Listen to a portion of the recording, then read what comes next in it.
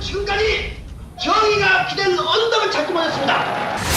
내가 6.25때 죽을 나라 살았으니까 죽었다고 생각하고 영원 앞으로 독재하고 한번 싸워보자. 지는 싸움을 스스로 선택해가지고 김대중이라는 사람이 국민의 마음속에 각인되어 있습니다. 외롭고 고통스러운 것은 많았었지만 그냥 좌절하지 않았어요.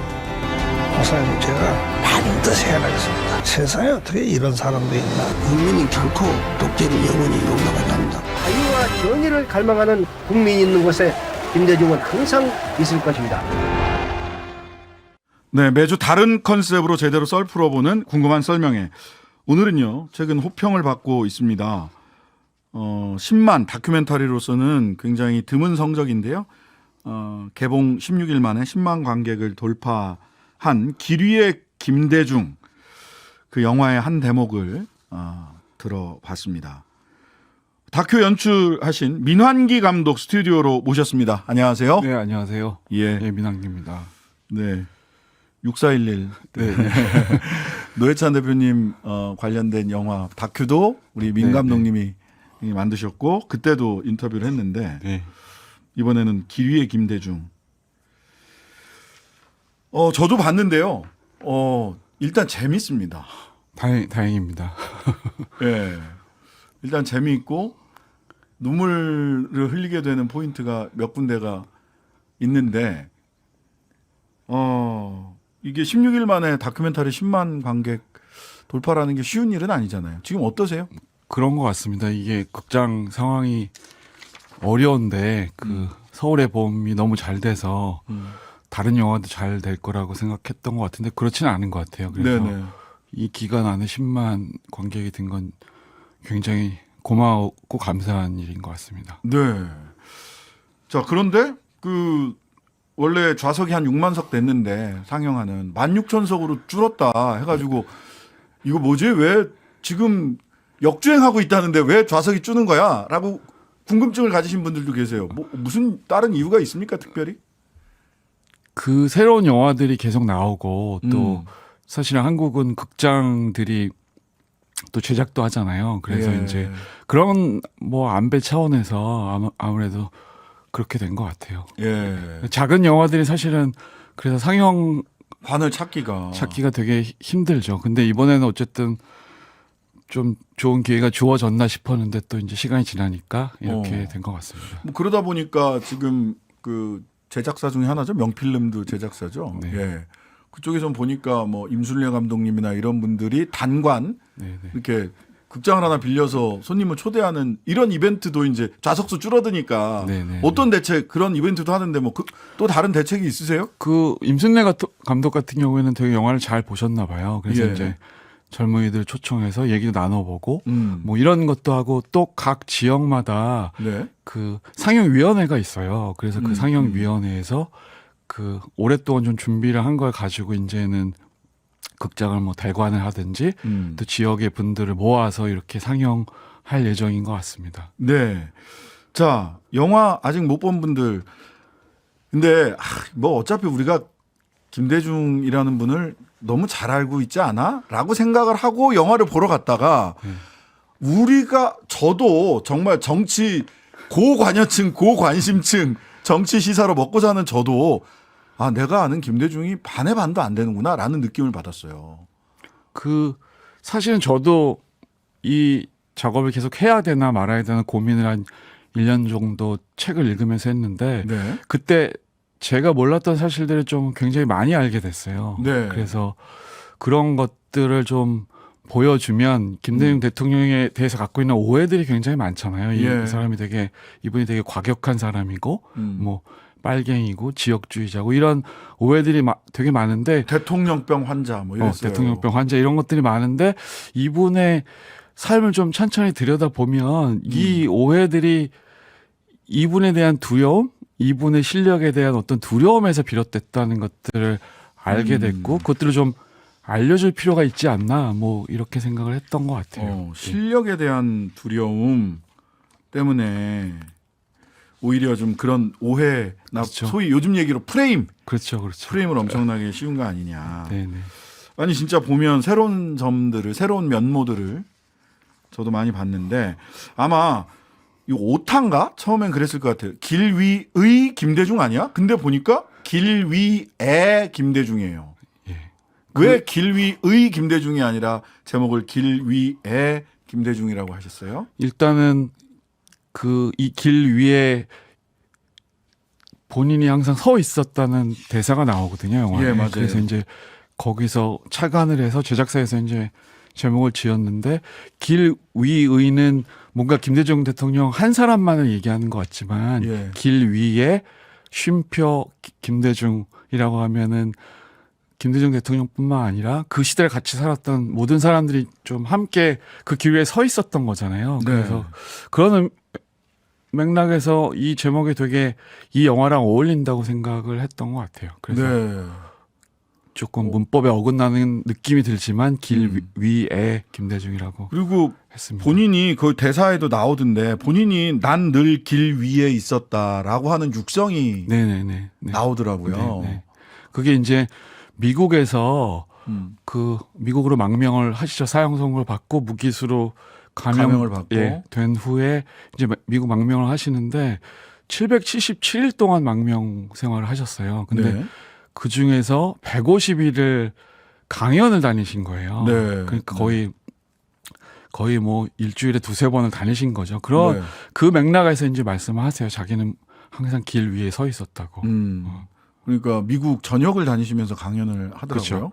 그 강연이 이제 한국의 민주주의를 앞당겨야 된다. 미국이 독재 정권을 지지하면 안 된다. 이런 강연들을 계속 하고 다니신 것 같아요. 거기서 저는 굉장히 그 미국 망명 생활 중에서 인상적이었던 게 인터뷰를 하는데 영어로 네네네. 답변을 하는데 그 논리가 말하자면 지금 북쪽이 있으니까 한국의 민주주의가 일정하게 제약받는 것도 감수해야 될 거 아니냐. 북쪽이 훨씬 더 그 위협 때문에. 그랬더니 한국 전쟁 중에도 우리는 선거를 하고 대통령을 뽑았던 나라인데 그렇죠. 네. 지금 왜 민주주의를 못하냐.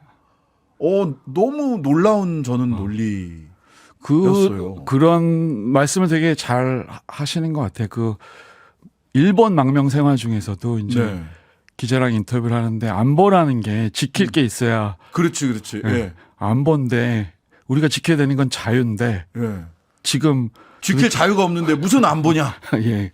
그런 말씀을 굉장히 그런 상대방을 설득하는 논리들을 굉장히 잘 만들어서 얘기하시는 것 같아요. 근데 그게 그냥 말장난이나 말재주가 아니라 그렇죠. 근본을 딱 네네. 얘기를 하죠. 한국 전쟁 중에도 투표를 하고 대통령을 뽑은 나라에서 왜 지금 대통령을 국민들이 제 손으로 못 뽑냐. 네네네. 이걸 어떻게 부인을 해요. 이걸 반박할 논리가 없죠. 그다음에 지켜야 될 게 자유인데 자유 없이 무슨 안보냐. 네. 놀라운 모습들을 봤고. 아마도 그런 어떤 실력 때문에 미국에서 고생은 하셨지만 차근차근 영향력을 갖게 되신 것 같아요. 네. 그래서 한국으로 귀국을 하실 때 네네. 보면 미국의 아주 주요한 정치인들 심지어는 그 문화예술인들 그렇죠. 이런 분들이 같이 비행기를 타고 네네네.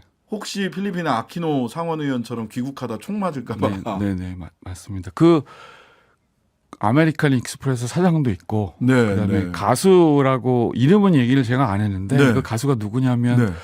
아실지 모르겠는데 피터 폴 앤 메리의 네, 메리가 그래요? 이거 피터 폴 앤 메리 알면 연식 나오는데 네, 모릅니다 저는. 좀 오래된 가수죠. 예. 예. 자, 그다음에 납치, 살해 위협, 투옥, 사형 선고 등 5번의 고초. 한국 전쟁 때부터 보니까 와, 진짜 5번 죽을 뻔했다. 그렇죠. 예. 이거 보고 특히 20, 30대들은 좀 충격을 받았다. 그리고 그런 위협이 있었지 했는데 그게 5번이나 됐어? 네네. 하는 것도 사실은 저한테 놀라운 일이었거든요. 저도 보면서 되게 놀랐던 것 같아요. 뭐 제가 더 놀랐던 건 그 납치를 포함한 그런 살해 위협과 뭐 살해 시도들을 당하시고 나서도 뭐 신념을 잃지 않은 것도 되게 놀랐지만 제가 네. 더 놀랐던 건 이분이 그런 후에도 무언가 온화함 이런 것들을 잃지 않고 이렇게 사형 선고 뒤에도 사실은 상대방을 적어도 용서해야 된다고 얘기를 하시잖아요. 그런 것들을 잃지 않는 게 저는 좀 가장 놀라웠던 지점인 것 같아요. 그러니까 자기를 굉장히 죽이려고 하고 없애려고 했던 사람들이었는데 그 사람들을 증오하거나 미워하는 게 아니라 그들을 용서함으로써 뭔가 더 나은 세상을 만들 수 있다면 용서해야 된다. 이런 좀 신념 이상인 어떤 것들이 있는 게 저는 좀 가장 놀라웠던 점인 것 같아요. 그러니까 이 대목이죠. 옥중 서신에 있고 영화 속의 회고 육성으로도 소개가 됐는데 네. 그 사형 선고를 받고 전두환으로부터 사형 선고를 받고 감옥에 있는데 내가 죽더라도 반드시 민주주의는 돌아온다. 그때 이런 일을 저지른 분들에게 보복하지 마라. 보복하지 말고 민주주의만 확고히 해라. 사람에 대해서는 관용을 베풀어라. 네. 이거 보통 사람이 할 수 없어요. 그렇죠. 네. 반드시 복수를 해달라라는 얘기를 하는 게 보통 사람들의 아니면 자기가 얼마나 틀리지 않았는지를 얘기를 하겠죠. 내가 잘못이 없는지를 얘기를 하겠죠. 근데 그런 말씀보다는 지금 말씀하신 것들을 얘기한 게 저는 좀 약간 놀라웠던 지점인 것 같아요. 그래서 제가 이제 이렇게 역사 공부를 한 것보다도 옥중서간집을 꼭 읽어봐야 되겠다라는 생각이 들더라고요. 네. 한번 읽어보세요. 네. 거기에 그 감옥에서 사형 선고받고 네. 감옥에서 쭉 본인의 사상과 철학과 또 따뜻한 인간적인 면모들이 좀 다 담겨 있다라는 거를 영화에서 우리 민 감독님이 너무 잘 표현을 해주셨더라고요. 뭐 사실은 더 주옥 같은 글들이 많았는데 네. 아무리 듣기 좋은 휘파람도 한두 번이라고 너무 길게 보여주면은 사람들이 좀 실증을 내잖아요. 그래서 네. 좀 간단하게 보여주는데 책을 읽으시면 조금 더 진면목을 알 수 있으실 거예요. 예. 그리고 이건 처음 저도 보는 장면이었는데 이희호 여사가 구치소 내부에 가서 그 무기로 감형을 할 테니까 미국으로 망명 네네. 가라. 네. 라고 하는 제안을 받고 와서 설득을 하잖아요. 네. 굉장히 고민을 하고 거절하시고 그러다가 결국은 받아들이는 과정이 그게 CCTV인가요? CCTV인 것 같아요. CCTV인 것 같고 아마도 그 전두환 정권이 무언가 증거 같은 걸로 남겨두려고 했었던 것 같아요. 제가 봤을 때는. 그래서 근데 그게 이제 사실은 다른 목적으로 지금 쓰이고 있는 거죠. 그 증거가 아니라 뭔가 그분이 얼마나 사실은 인간적인 면모를 가졌고 또 얼마나 그러니까요. 어떤 면에서도 되게 훌륭한 결정들을 했는지를 그것들을 통해서 알 수 있게 된 거죠, 뭐 사실은. 자, 그리고 많은 분들이 눈물을 함께 흘렸던 저도 뭐 손수건을 꺼내들 수밖에 없었는데 그 장면이 바로 85년인가요? 86년인가요? 헷갈리네. 연도가 헷갈리는데 네. 미국에서 망명길을 이렇게 85년. 예. 네. 폴 앤 메리의 메리와 네. 함께 와서 그리고 이 광주를 가시죠. 그러니까 85년도에는 미국에서 이제 한국 돌아왔고 네, 그다음에 87년에 87년에 광주를 가시는데 사실 85년에도 엄청난 인파가 김대중 대통령을 기다리고 있었던 거. 공항에 기다리 있었고 저 선배한테 얘기를 들으니까 사실은 시청이나 종로까지도 네. 사람들이 대기하고 있었다고 하더라고요. 그만큼 이제 대통령이 돌아오기를 기다리고 있었던 거죠. 그리고 눈물을 흘렸던 지점은 아마 87년에. 네, 87년입니다. 네. 맞습니다. 근데 그때 저는 기억이 나는데 87년에 김대중 전 대통령이 광주 가는 걸 가지고 언론에서 그렇죠. 지역 감정 선동하러 간다고 엄청나게 비판을 했어요. 그렇죠. 말도 못하게 비판했어요. 그래서 저는 그때 고등학생인데 아니 고향도 못 가나. 그렇죠. 네, 16년 만에 간 거거든요. 네. 근데도 이렇게 비판을 하셨고 김대중 대통령으로서 안 갈 수 없었을 거예요, 아마. 네. 대통령 선거가 있기도 했지만 광주에서 뭐 엄청난 사람들이 다치고 죽고 이랬잖아요. 김대중 내란 선동. 그렇죠. 네, 그래서 아마 만나 보고 싶으셨을 것 같아요. 가서.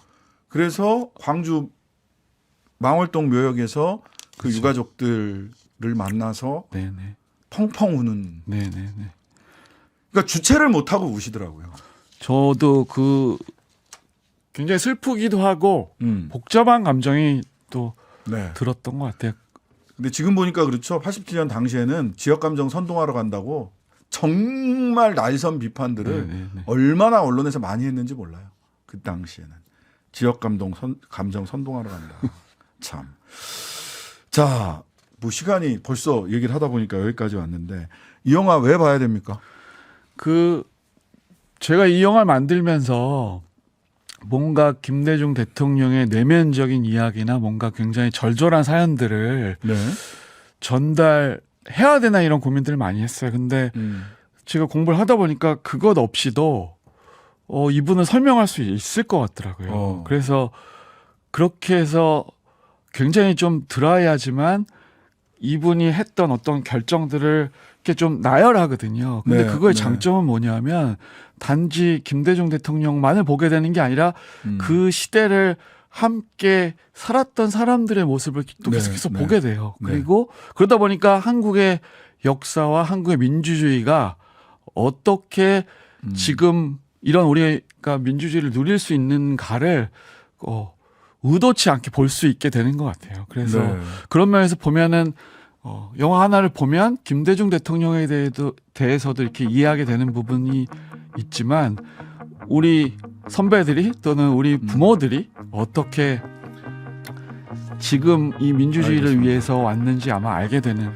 자, 2탄, 3탄 제작 예정이던데 잘 제작될 수 있도록 1탄부터 흥행에 성공하시기를 바라겠습니다. 궁금한 설명에 민환기 감독과 함께했습니다. 감사합니다. 감사합니다. 하루 종일 기다려지는 진짜 시사. 평일 저녁 6시 5분 신장식의 뉴스 하이킥.